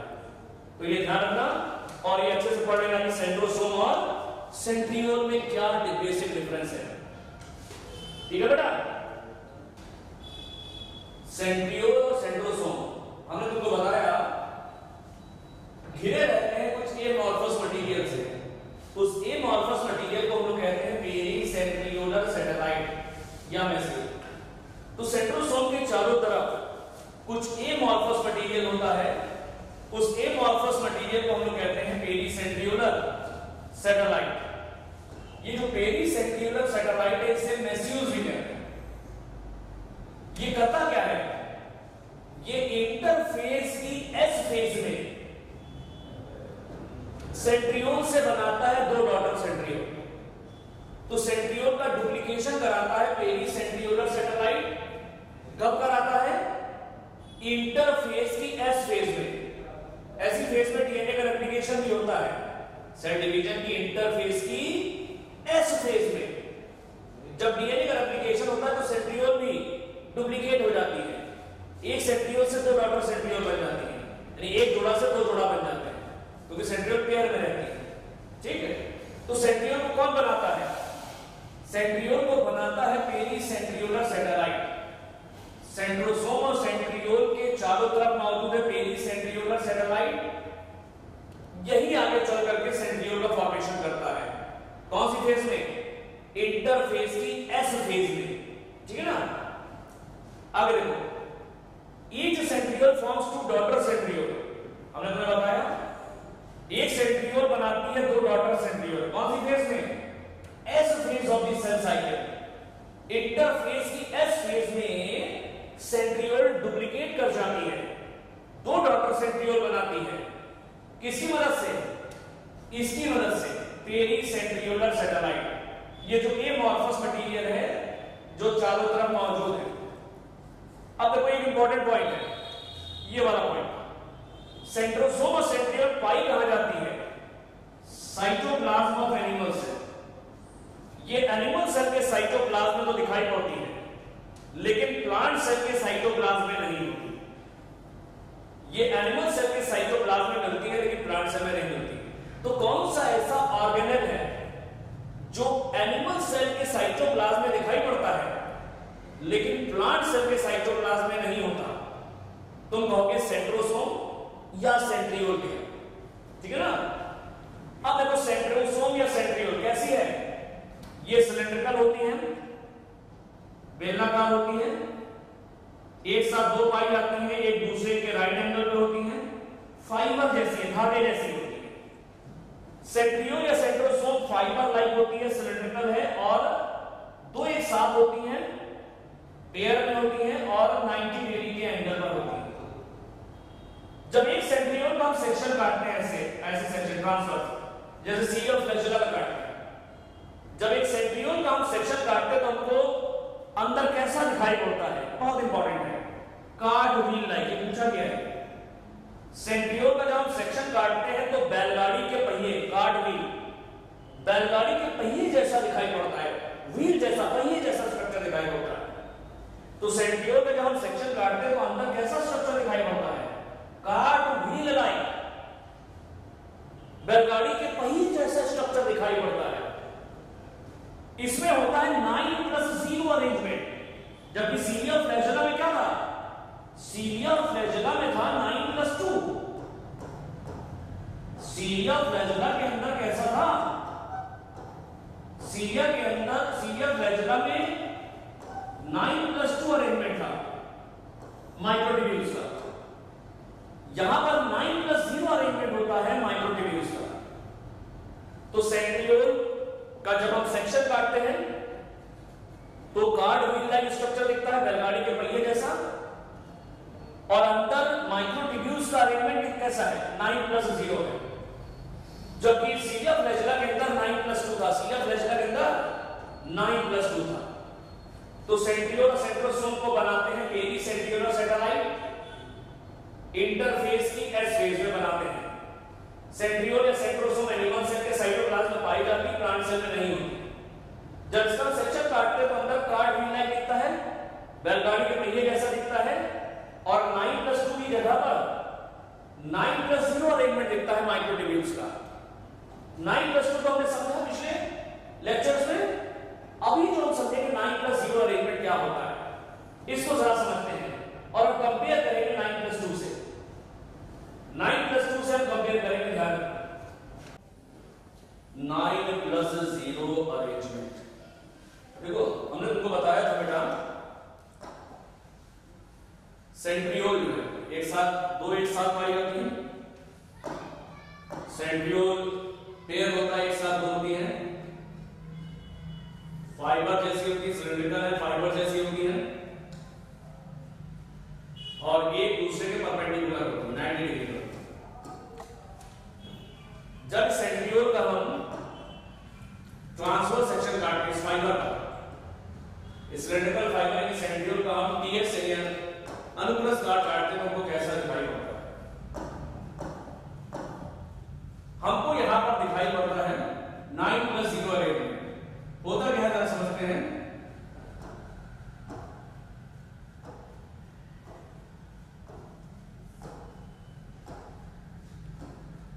9+0 अरेंजमेंट को हम लोग समझते हैं।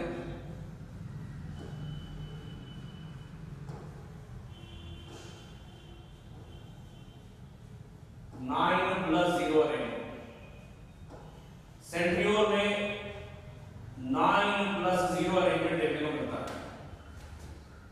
ये कैसा दिखता है?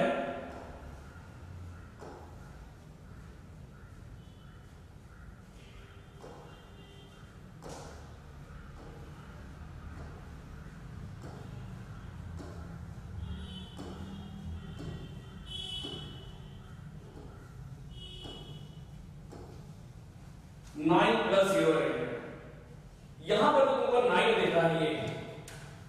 ये है 9 पेरिफेरल ट्रिपलेट्स। यहां पर मिलती है 9 पेरिफेरल ट्रिपलेट्स। ये है 9 पेरिफेरल ट्रिपलेट्स। 9 पेरिफेरल ट्रिपलेट्स देखने को मिलते हैं। 9 पेरिफेरल ट्रिपलेट्स है। सेंटर में कोई भी माइक्रोट्यूब्यूल नहीं होता। सेंटर में कोई माइक्रोट्यूब्यूल नहीं होता। बीच में एक धुरा पाएगा, जैसे बैलगाड़ी के पहिए में होता ना धुरा, कोई माइक्रोट्यूब्यूल नहीं होता। सेंटर में कोई माइक्रोट्यूब्यूल नहीं है, तो इसे कहते हैं zero central singlet. Zero central singlet.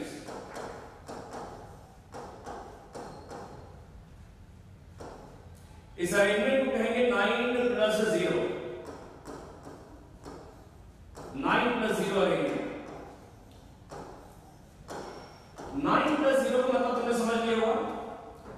जब आप सेंट्रियोल का ट्रांसफर सेक्शन काटते हैं तो हमको दिखाई पड़ता है कार्ड व्हील लाइक स्ट्रक्चर, बैलगाड़ी के पहिए जैसा स्ट्रक्चर दिखेगा, और हमको दिखाई पड़ता है 9+0 अरेंजमेंट। जो सेंट्रियोल के अंदर माइक्रोट्यूब्यूल्स हैं, सेंट्रियोल के अंदर जो माइक्रोट्यूब्यूल्स है उनका अरेंजमेंट क्या है? 9+0 है। 9+0। यहां पर 9 का मतलब है 9 पेरिफेरल ट्रिपलेट। और एक पेरिफेरल ट्रिपलेट में कितने माइक्रोट्यूब्यूल्स हैं? एक पेरिफेरल ट्रिपलेट में 3 माइक्रोट्यूब्यूल हैं, ए बी सी। एक पेरिफेरल ट्रिपलेट में 3 माइक्रोट्यूब्यूल होते हैं, ए बी और सी। एक पेरिफेरल ट्रिपलेट में 3 माइक्रोट्यूब्यूल हैं, ए बी और सी। एक पेरिफेरल ट्रिपलेट में 3 माइक्रोट्यूब्यूल्स होते हैं, ए बी और सी। सीरियल फ्लैजेला के अंदर पेरिफेरल डबलेट्स हैं। यहां पर क्या है? यहां पर पेरिफेरल ट्रिपलेट्स हैं। तो यानी 9 पेरिफेरल ट्रिपलेट्स का मतलब टोटल कितने माइक्रोट्यूब्यूल्स हो गए? Total 9 into 3। 9 into 3 कितने हो गए? 27 माइक्रोट्यूब्यूल्स। यहां पर टोटल जो माइक्रोट्यूब्यूल्स है वो 27 है, 27 है, जबकि सीलिया फ्लैजेला में कितने थे? सीलिया फ्लैजेला में 20 थे, 20 थे, यहां पर है 27, यहां माइक्रोट्यूब्यूल्स ज्यादा है, वहां पेरिफेरल डबलेट्स है, यहां पर पेरिफेरल ट्रिपलेट्स है। ये जो पेरिफेरल ट्रिपलेट्स है ये आपस में जुड़ी रहती है, सी ए से जुड़ता है, सी किससे जुड़ता है? सी ए से जुड़ता है, सी किससे जुड़ रहा है? सी ए से जुड़ता है, सी जो है वो ए से जुड़ता है, तो ये कौन से लिंकर हो गए? सी ए लिंकर है, कौन से हैं? सी ए से जुड़ रहा है, तो यहां पर होते हैं सी ए लिंकर्स। प्रोटीन किस प्रोटीन के बने होते हैं याद करने की जरूरत नहीं है, यहां पर सी ए लिंकर्स है, वहां पर बी ए लिंकर्स थे, यहां सी ए लिंकर्स, सी जो है वो ए से जुड़ा होता है, सी ए लिंकर्स। सेंटर पर एक प्रोटीनेशियस हब है, सेंटर पर क्या है? प्रोटीनेशियस हब, कोई माइक्रोट्यूब्यूल नहीं है, जीरो, तो 9 पेरिफेरल ट्रिपलेट्स हैं और सेंटर में कोई भी माइक्रोट्यूब्यूल नहीं है, नो सेंट्रल सिंगलेट। इस अरेंजमेंट को बोलते हैं 9+0। एक पेरिफेरल ट्रिपलेट्स में, एक पेरिफेरल ट्रिपलेट में 3 माइक्रोट्यूब्यूल है ए बी सी, जो आपस में जुड़े हैं सी ए लिंकर के द्वारा, सी ए लिंकर के द्वारा। ये जो सेंट्रल प्रोटीनेशियस हब है ये भी जुड़ी रहती है पेरिफेरल ट्रिपलेट से, ऐसे या ऐसे कह लो, ये जो पेरिफेरल ट्रिपलेट्स है ये सेंट्रल हब से जुड़ी रहती है, पेरिफेरल ट्रिपलेट्स जो होती है सेंट्रल हब से जुड़ी रहती है। कितने स्पोक्स हैं? ये तीनियां जो दिख रही हैं ये है 9 रेडियल स्पोक्स। कितनी है? 9 रेडियल स्पोक्स, वहां पर देखिए 9 रेडियल स्पोक्स। इनके जरिए जो होता है ये पेरिफेरल ट्रिपलेट जुड़ी रहती है सेंट्रल प्रोटीनेशियस हब से। तो ये सेंट्रियोल का स्ट्रक्चर है, और ये कैसा दिखता है सेंट्रियोल? कार्ड व्हील लाइक, बैलगाड़ी के पहिए जैसा दिखता है स्ट्रक्चर, कार्ड व्हील लाइक। अंदर कितने माइक्रोट्यूब्यूल्स है बताओ? टोटल कितने माइक्रोट्यूब्यूल एक सेंट्रियोल के अंदर? 27 माइक्रोट्यूब्यूल्स। इनका अरेंजमेंट क्या है? 9+0। 9 का मतलब क्या है? 9 पेरिफेरल ट्रिपलेट। एक पेरिफेरल ट्रिपलेट में कितने माइक्रोट्यूब्यूल हैं? 3, ए बी और सी। ये जो पेरिफेरल ट्रिपलेट्स हैं आपस में जुड़े हैं कौन से लिंकर के द्वारा? सी ए लिंकर के द्वारा। सेंटर में प्रोटीनेशियस हब है, जो पेरिफेरल ट्रिपलेट्स हैं ये सेंट्रल प्रोटीनेशियस हब से जुड़ी रहती हैं या सेंट्रल हब से जुड़ी रहती हैं। तो ये लिख सकते हो, ये बीच वाली को लेबल नहीं किया है, सेंट्रल में एक हब होती धुरा जैसा हब, ये हब। तो ये सेंट्रल प्रोटीनेशियस हब और पेरिफेरल ट्रिपलेट्स आपस में जुड़े रहते हैं बाय 9 रेडियल स्पोक्स। ये जो 9 रेडियल स्पोक्स है ये पेरिफेरल ट्रिपलेट को जोड़ती हैं, इससे पेरिफेरल ट्रिपलेट को जोड़ देती है हब से, इससे पेरिफेरल ट्रिपलेट को जोड़ देती है हब से। यहां पे बीच में कोई माइक्रोट्यूब्यूल नहीं होते तो ये 0 है। तो ये है। अब ये सीलिया फ्लैजेला से कंपेयर करो। एक यहां पर हम बताते हैं सीलिया सेंट्रियोल का कैरेक्टर, तुम्हें कंपेयर करना है सीलिया फ्लैजेला से। देखो सेंट्रियोल में 9+0 अरेंजमेंट है, सीलिया फ्लैजेला में 9+2 है। क्या है? 9+2 है। सेंट्रियोल के अंदर टोटल 27 माइक्रोट्यूब्यूल है, पतले धागे हैं, जबकि सीलिया फ्लैजेला के अंदर 20 माइक्रोट्यूब्यूल्स है। क्या है? 20। यहां 9+0 अरेंजमेंट है, वहां 9+2 था। यहां 9 का मतलब है 9 पेरिफेरल ट्रिपलेट्स। यहां 9 का मतलब क्या है? 9 पेरिफेरल ट्रिपलेट्स। वहां पर 9 था 9 पेरिफेरल डबलेट्स। ठीक, यहां ट्रिपलेट है, वहां पर क्या था? डबलेट्स है। यहां पर सी ए लिंकर्स है और वहां पर बी ए लिंकर्स है। वहां पर जो पेरिफेरल डबलेट्स थी वो बी ए लिंकर से जुड़ी हुई थी, और यहां पेरिफेरल ट्रिपलेट्स आपस में जुड़ी है सी ए लिंकर के द्वारा। किसके द्वारा? सी ए लिंकर के द्वारा जुड़ी हुई है। ठीक, वहां पर सेंटर में 2 माइक्रोट्यूब्यूल थे, यहां सेंटर पर एक प्रोटीन का हब है, प्रोटीन का धुरा है। यहां कोई सेंट्रल सिंगलेट नहीं है, वहां 2 सेंट्रल सिंगलेट थी, 2 माइक्रोट्यूब्यूल थे बीच में, वहां पर जो सेंटर में 2 माइक्रोट्यूब्यूल थे वो चारों तरफ से घिरे थे सेंट्रल प्रोटीनेशियस शीट से। यहां पर ऐसा कुछ है नहीं, यहां पर सेंट्रल प्रोटीनेशियस शीट भी नहीं है, यहां पर बीच में केवल हब है, ना कोई सेंट्रल सिंगलेट है, ना उनके चारों तरफ कोई प्रोटीन की शीट है। ऐसा सीएफ फ्लैजेला में था। यहां पर केवल एक धुरा जैसा है, हब दिखाई पड़ रहा है। वहां पर भी 9 रेडियल स्पोक्स थी, यहां पर भी 9 रेडियल स्पोक्स हैं। वहां पे 9 रेडियल स्पोक्स पेरिफेरल डबलेट को सेंट्रल प्रोटीनेशियस शीट से जोड़ रही थी, यहां रेडियल स्पोक्स पेरिफेरल ट्रिपलेट को हब से जोड़ रही है, इसे जोड़ रही है, हब से जोड़ने का काम कर रही है। तो देख लिया फाइनल, जब हम सेंट्रियोल का जब ट्रांसवर्स सेक्शन काटते हैं तो हमको कार्टवील लाइक स्ट्रक्चर दिखाई पड़ता है, बैलगाड़ी के पहिए जैसा। क्या दिखाई पड़ता है? 9 + 0 अरेंजमेंट। 9 का मतलब होता है 9 पेरिफेरल ट्रिपलेट्स होती हैं और बीच में कोई माइक्रोट्यूब्यूल नहीं है तो 0, तो इसे बोलते हैं 9 + 0 अरेंजमेंट। एक पेरिफेरल ट्रिपलेट में 3 माइक्रोट्यूब्यूल है, ए, बी और सी। ये जो पेरिफेरल ट्रिपलेट्स है आपस में जुड़ी है सीएल लिंकर्स के द्वारा। सेंटर में एक प्रोटीनेशियस हब होता, कोई माइक्रोट्यूब्यूल नहीं होता। ये जो पेरिफेरल ट्रिपलेट्स है वो सेंट्रल हब से जुड़ी रहती है 9 रेडियल स्पोक्स के द्वारा, 9 रेडियल स्पोक्स के द्वारा। तो ये ध्यान रखना है सेंट्रियोल का स्ट्रक्चर, और इसको तुम कंपेयर कर लेना किसके साथ? सीलिया और फ्लैजेला के साथ। कार्टव्हील जैसा दिखता है, ऐसा दिखता है, कार्टव्हील जैसा दिखता है। ठीक है, ध्यान रख लेना ये। नेक्स्ट हम लोग देखते हैं 9 + 0 अरेंजमेंट पढ़ लेते हैं। Each centriole has 27 microtubules arranged in 9 + 0 manner। 9 का मतलब क्या है? 9 पेरिफेरल ट्रिपलेट्स और बीच में कोई माइक्रोट्यूब्यूल नहीं होता, प्रोटीन का धुरा है, हब है, कोई माइक्रोट्यूब्यूल नहीं है, no central singlet. 9 peripheral triplets हैं और बीच में कोई माइक्रोट्यूब्यूल नहीं है, नो सेंट्रल सिंगलेट्स। हर एक पेरिफेरल ट्रिपलेट में 3 माइक्रोट्यूब्यूल होते हैं, ए, बी और सी। ये जो पेरिफेरल ट्रिपलेट्स है ये कौन से लिंकर्स के द्वारा जुड़ी हैं? सीए लिंकर्स है। कौन से लिंकर्स हैं? सीए। वहां पर बीए थे, यहां पर सीए लिंकर्स है। इन द सेंटर, सेंटर में तुम्हें बताया क्या है? प्रोटीनेशियस हब है, प्रोटीन का बना हुआ एक धुरा जैसा है, कोई सेंट्रल सिंगलेट नहीं है सीलिया फ्लैजेला की तरह। सेंटर में प्रोटीन का हब है। The proteinaceous hub is connected to the peripheral triplet. ये प्रोटीन का जो धुरा पेरिफेरल ट्रिपलेट से जुड़ा हुआ है, प्रोटीन का जो धुरा है वो पेरिफेरल ट्रिपलेट से जुड़ा हुआ है। कितने रेडियल स्पोक्स के द्वारा? 9 तिंगियां होती, 9 रेडियल स्पोक्स होती है, 9 रेडियल स्पोक्स। ये तो है 9 + 0 अरेंजमेंट। 9 + 0 अरेंजमेंट देखो एनसीईआरटी में इसका डायग्राम तो नहीं दे रखा है, लेकिन सीलिया और फ्लैजेला का डायग्राम दे रखा है।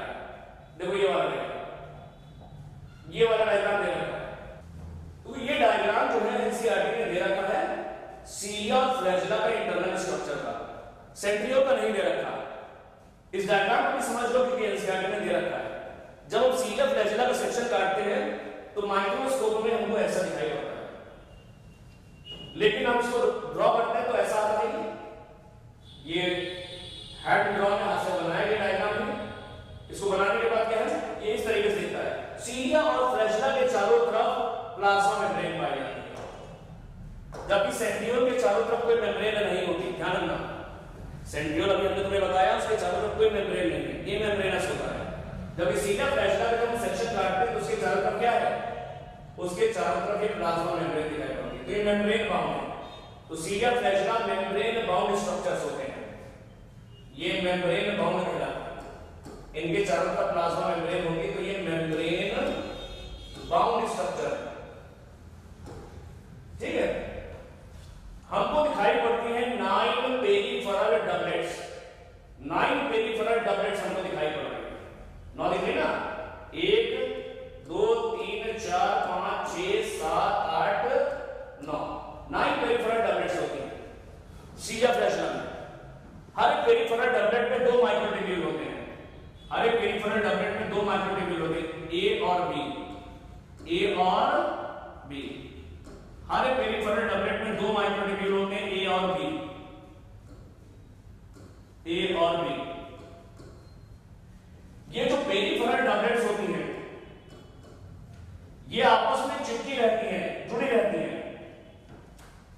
कहते हैं बी ए लिंकर्स। बी ए से जुड़ा रहता है, बी इससे जुड़ा है, बी जो है वो ए से जुड़ा रहता है, बी ए से जुड़ा है, ये बी ए लिंकर्स है।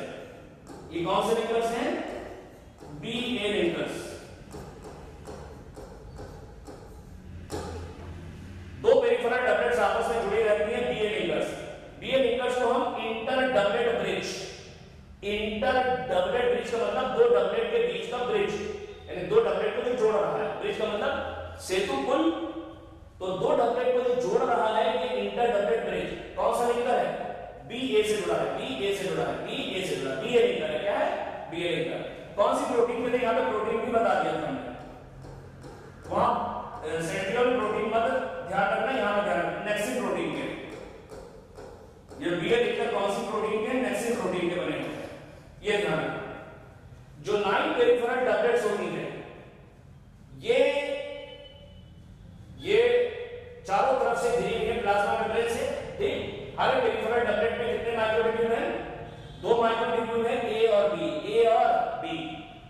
ये जो पेरिफेरल डबलेट्स हैं आपस में जुड़ी हैं कौन से लिंकर के द्वारा? B A linker. B A linker कौन सी प्रोटीन के बने हैं? नेक्सिन प्रोटीन के बने होते हैं, नेक्सिन प्रोटीन के बने होते हैं। सेंटर में 2 सिंगलेट्स होती हैं, 2 माइक्रोट्यूब्यूल होते हैं, 2 जोड़ी नहीं है, 2 जोड़ी नहीं, 2 माइक्रोट्यूब्यूल हैं जो आपस में जुड़े रहते हैं ब्रिज के द्वारा, जो आपस में जुड़े हैं प्रोटीन से, जिनको ब्रिजेस बोलते हैं, ब्रिज बोलते हैं, ब्रिज के द्वारा दोनों आपस में जुड़े हुए हैं। सेंटर पे 2 माइक्रोट्यूब्यूल है जो ब्रिज के द्वारा आपस में जुड़े हैं। 9 पेरिफेरल डबलेट्स हैं, 2 सेंट्रल सिंगलेट हैं। इस अरेंजमेंट को हम कहते हैं 9+2। इसे क्या बोलते हैं? तो सीलिया फ्लैचेला में 9+2 है, 9+2 अरेंजमेंट। ध्यान रखना, सेंट्रल सिंगलेट घिरी रहती है प्रोटीन की शीट से, ये लाल से बना है, इसको बोलते हैं सेंट्रल शीट। जो सेंट्रल सिंगलेट है आपस में घिरी है सेंट्रल शीट के द्वारा। ये जो सेंट्रल शीट और पेरिफेरल डबलेट्स आपस में जुड़े रहते हैं। कितने स्पोक्स होते हैं? तीलियां जैसे हैं, जैसे साइकिल की तीलियां होती हैं। 9 रेडियल स्पोक्स है। कितने हैं? 9 रेडियल स्पोक्स होते हैं। 1 2 3 4 5 6 7 8 9। ठीक, तो ये हमने तुम्हें बताया था। एक चीज हमने तुम्हें वहां पर और बताई थी, ध्यान रखना, यहां पर जो माइक्रोट्यूब्यूल ए होता है, इससे कुछ आर्म्स निकलते हैं। इन आर्म्स को कहते हैं डाइनिन आर्म्स। इन आर्म्स को क्या बोलते हैं? इनको बोलते हैं डाइनिन आर्म्स। डाइनिन आर्म्स जो होते हैं ये जो है ये आर्म्स, ये डाइनिन आर्म्स किस प्रोटीन के बने हैं? डाइनिन प्रोटीन के बने होते हैं। डाइनिन आर्म बने होते हैं डाइनिन प्रोटीन के। डाइनिन प्रोटीन में एक एंजाइम पाया जाता है, उस एंजाइम का नाम है एटीपेज, जो सीलिया फ्लैचेला के मूवमेंट के लिए एटीपी का एनर्जी प्रोवाइड करता है। तो माइक्रोट्यूब्यूल ए से कुछ आर्म्स निकलते हैं। इन आर्म्स को क्या बोलते हैं? Dynein arms. Dynein arms dynein protein के बने होते हैं। इनमें एटीपेज एंजाइम होता है जो एटीपी बनाता है। ये एटीपी सीलिया फ्लैचेला के मूवमेंट में मदद करता है। सीलिया फ्लैचेला के मूवमेंट के लिए एनर्जी चाहिए, वो इसी एटीपी से प्रोवाइड होती है, ये ध्यान रखना। तो ये तुमने देखा कि ये एनसीईआरटी ने जो डायग्राम दे रखा है सीलिया फ्लैचेला का इंटरनल स्ट्रक्चर, यहां पर 9+2 रहेंगे, यहां पर 9+2 है, वहां पर 9+0 था, 9+0। तो सीलिया फ्लैचेला सेंट्रियोल एक बार फिर से देखो। सीलिया फ्लैचेला मेम्ब्रेन बाउंड स्ट्रक्चर है, प्लाज्मा मेम्ब्रेन से घिरे रहते हैं, जबकि सेंट्रियोल इमेम्ब्रेनस है। फ्लैचेला के अंदर 9+2 अरेंजमेंट है, सेंट्रियोल के अंदर 9+0 है। यहां 9 पेरिफेरल डबलेट हैं, वहां 9 पेरिफेरल ट्रिपलेट्स हैं। यहां बीए लिंकर्स हैं, वहां सीए लिंकर्स हैं, वहां सीए लिंकर है। या सेंट्रल में 2 सिंगलेट्स हैं, वहां प्रोटीन का हब है, वहां प्रोटीन का हब है। यहां पर सिंगलेट चारों तरफ से घिरी है सेंट्रल शीट से, वहां पर एब्सेंट है। वहां पर यहां पर पेरिफेरल डबलेट्स आपस में जुड़ी है सेंट्रल शीट से, वहां पेरिफेरल ट्रिपलेट्स हैं, वहां पेरिफेरल ट्रिपलेट्स हैं जो प्रोटीन के हब से जुड़ी है। समझ लेना, काफी तुम्हें विस्तार से सब कुछ बता दिया है। और लास्ट में हम लोग देखते हैं यहां पर सेंट्रियोल का और सेंट्रोसोम का फंक्शन क्या होता है। ये तो सारी चीजें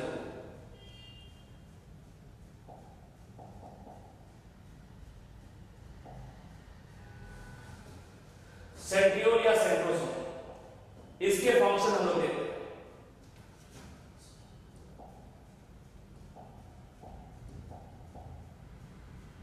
ये फंक्शंस ऑफ सेंट्रोसोम और सेंट्रियोल। सेंट्रियोल बनाती है बेसल बॉडी, क्योंकि सीलिया फ्लैजेला बेसल बॉडी से ही निकलते हैं। हमने बताया था सीलिया फ्लैजेला बेसल बॉडी से निकलते हैं जो सेंट्रियोल के जैसी होती है। तो एक सवाल और भी आ सकता है, ये जो बेसल बॉडी है, ये जो बेसल बॉडी होती है, इसका स्ट्रक्चर सेंट्रियोल के जैसा होता है। ये भी 9+0 होती है, इनमें भी 9+0 होते हैं माइक्रोट्यूब्यूल्स का अरेंजमेंट। तो हमने बताया सीलिया फ्लैजेला बेसल बॉडी से निकलते हैं जो कि सेंट्रियोल के जैसी होती है, पहले बताया तुम्हें। तो सीलिया फ्लैजेला बेसल बॉडी से निकलते हैं और इस बेसल बॉडी को सेंट्रियोल बनाती है। तो सेंट्रियोल बेसल बॉडी बनाती है, इसी वजह से सेंट्रियोल और बेसल बॉडी का स्ट्रक्चर एक जैसा है। और इसी बेसल बॉडी से अराइज करते हैं, निकलते हैं सीलिया फ्लैजेला। हमने बताया था डायग्राम में, बेसल बॉडी से निकलते हैं सीलिया फ्लैजेला। कहां से निकलते हैं? बेसल बॉडी, जो कि किसके जैसी होती है? सेंट्रियोल के जैसी होती है। ठीक,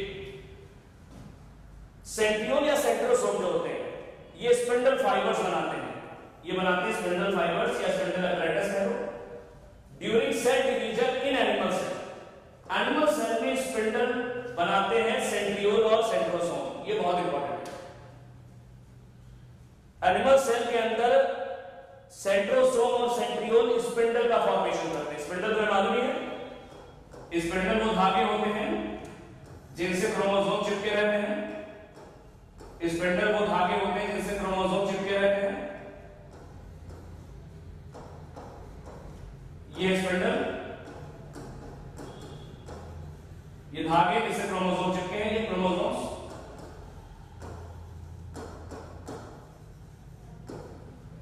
तो ये ध्यान रखना, इस स्पिंडल को एनिमल सेल में कौन बनाता है?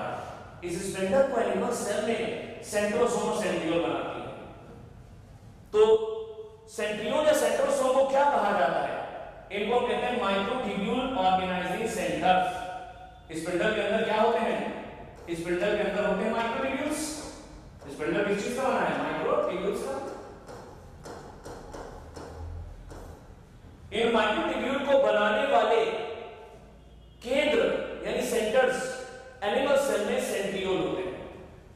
तो सेंट्रोसोम और सेंट्रियोल माइक्रोट्यूब्यूल बनाते हैं। माइक्रोट्यूब्यूल ऑर्गेनाइजिंग सेंटर्स हैं जो स्पिंडल के अंदर मौजूद है, माइक्रोट्यूब्यूल्स। तो स्पिंडल के अंदर मौजूद माइक्रोट्यूब्यूल्स को एनिमल सेल में कौन बनाता है? एनिमल सेल में बनाती है सेंट्रोसोम और सेंट्रियोल। तो सेंट्रोसोम और सेंट्रियोल केवल एनिमल सेल में पाई जाती है, प्लांट सेल में नहीं होती है। एनिमल सेल में क्या बनाती है? स्पिंडल एपरेटस या स्पिंडल फाइबर्स बनाती है। स्पिंडल फाइबर्स माइक्रोट्यूब्यूल के बने हैं। तो माइक्रोट्यूब्यूल को बनाने वाले सेंटर्स, केंद्र एनिमल सेल में सेंट्रोसोम और सेंट्रियोल है।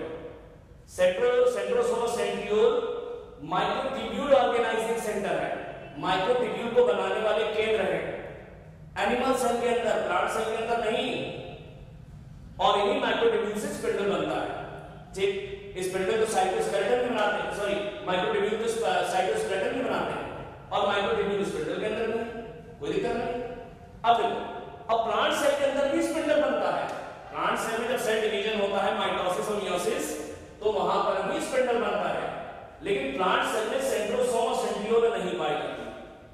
अब प्लांट सेल में सेंट्रोसोम और सेंट्रियोल तो होती नहीं, तो प्लांट सेल में स्पिंडल कैसे बनता है? प्लांट सेल में स्पिंडल को बनाने वाले माइक्रोट्यूब्यूल्स साइटोप्लाज्म में रहते हैं, जबकि एनिमल सेल में इन माइक्रोट्यूब्यूल्स को बनाती है सेंट्रोसोम और सेंट्रियोल। तो एनिमल सेल में माइक्रोट्यूब्यूल ऑर्गेनाइजिंग सेंटर यानी एमटीओसी सेंट्रोसोम और सेंट्रियोल है, जिनसे स्पिंडल बनता है। प्लांट सेल में भी स्पिंडल बनता है, लेकिन उनको बनाने वाले माइक्रोट्यूब्यूल्स ये सेंट्रोसोम और सेंट्रियोल नहीं बनाती।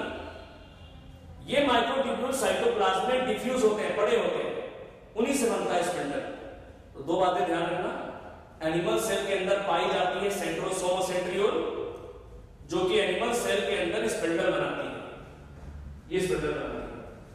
अब प्लांट सेल के अंदर स्पिंडल कौन बनाएगा, क्योंकि प्लांट सेल के अंदर ना सेंट्रोसोम ना सेंट्रोसोम सेंट्रियोल नहीं होते। प्लांट सेल में सेंट्रोसोम सेंट्रियोल नहीं है, तो स्पिंडल कैसे बनेगा?